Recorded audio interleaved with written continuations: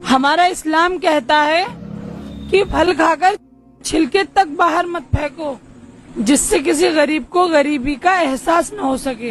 चाहे बेजुबान जानवर को खा के उसकी हड्डियां और उसकी खाल को बाहर फेंको, उससे गरीबी का एहसास नहीं होता।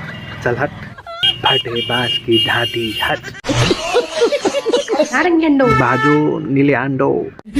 क्या तुम लोगों के पास तुम्हारे पोपो की ये वाली तस्वीर है? दोस्तों मैं तो कि चुड़ैल जैसा शक्ल लेकर के घूमने वाली और कुछ ऐसे लोग हैं जो मतलब कि जिसको कमजोर कर देने वाले, लेकिन मजबूरी है। ये मोहतरमा नया नया आई है, नील भक्ति है, नीलांडी है, प्रवचन पेल रही है।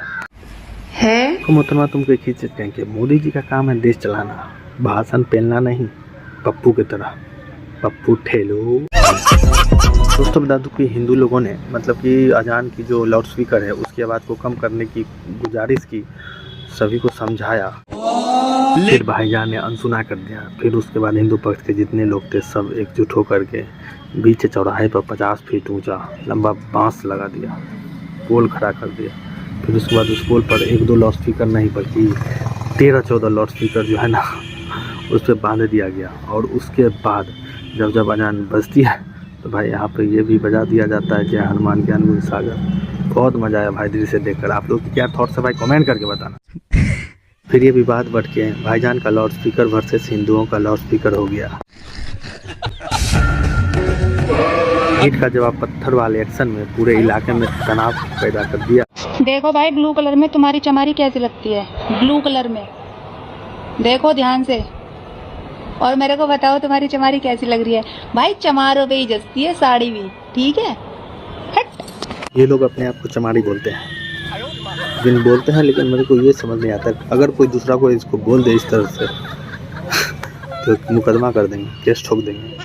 खैर इससे हमको क्या लेना देना भाई, लेकिन इस तरह से जो है ना अपने आप को अलग करना, अपने आप को अलग करके दिखाना, ये गलत मानसिकता है भाई। आप लोग के क्या थॉट्स भाई कमेंट करके बताना। ये बड़ी अच्छी बात कही आप जी मोहतरमा की कह रही है बताओ। 15 फरवरी को कुछ इम्पोर्टेंट है क्या, कुछ हो रहा है क्या? कहाँ? श्रीलंका में कोई लोग बोल रहे हैं कि 15 तारीख को कुछ होने वाला है। क्या होने वाला है समझ नहीं आ रहा। 14 फरवरी इम्पोर्टेंट है या 15? अरे खाला होने वाला तो था, लेकिन उन्होंने क्या किया मालूम है, अबॉर्शन करवा लिया। तुम ये जो रपट्टा मार के बोल रहे हो जानती हो, इसी वजह से कोई रिजल्ट नहीं निकल पाया। तो मतलब ये हुआ खाला कि वो लोग मैच ही नहीं खेल रहे हैं 2 खिलाड़ियों के डर से। दिमाग में हमेशा एक ही चीज़ सोचते हैं, जैसे न्यूजीलैंड वालों को इतना पट्टा पड़ा है, हम तो पाकिस्तानी हैं, हमको कितना पट्टा पड़ेगा भाई, इसलिए वो इसको बाइकआउट करना चाहते हैं, पूरा सरेंडर कर दिए। और बार बार यही उसकी मीडिया और उसके परिवार, उसके पीसीबी की तरफ से न्यूज आता है, ये तो राक्षसों की टीम है, एलियन की टीम है। इतना पट्टा पड़ता है कि लोग डर जाते हैं, खेलना बंद हो जाता है, करियर खत्म हो जाता है। इसलिए ये लोग समझा कि बाइकआउट ही कर देते हैं।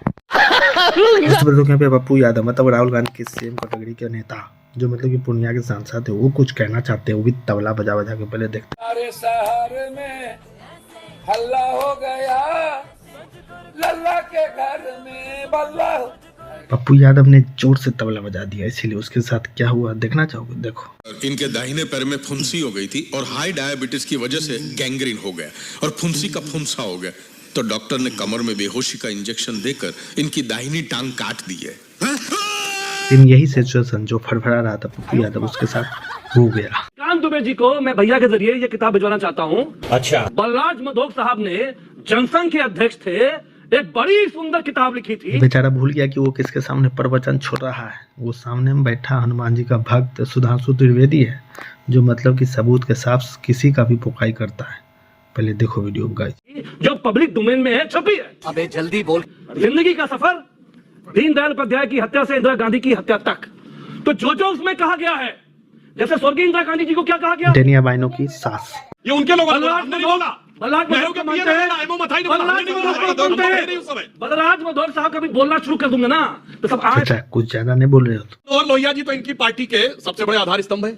उनकी किताब कल्प्रिट्स ऑफ द पार्टीशन, उसमें उन्होंने लिखा है कि सुभाष चंद्र बोस के का विरोध करने की जो नेहरू की नीति थी वो ईर्ष्या से कारण थी और वो ईर्ष्या से युक्त है। बोलो राम मनोहर लोहिया की किताब बोलो भाई। ये कोई पकड़ा देता है लेके आ जाते तो अलग है, कायदे से पढ़ा। पत्रकारों के साथ हमेशा ऐसा ही होता है। जब इसके सामने सच्चा पत्रकार जब इसका काला छिटा खोलने लगता है, वह चुपचाप होकर के सुनने लगता है। शर्मा, ये 2 रुपए की भीख तेरे को देता हूं मैं, ले। ओवैसी साहब जो मतलब कि हेमंत बिश्व शर्मा जो असम के सीएम है, उसको 2 रुपए का भीख दे रहा है, लेकिन ये भूल गया कि मतलब ये किसके बारे में बोल रहा है।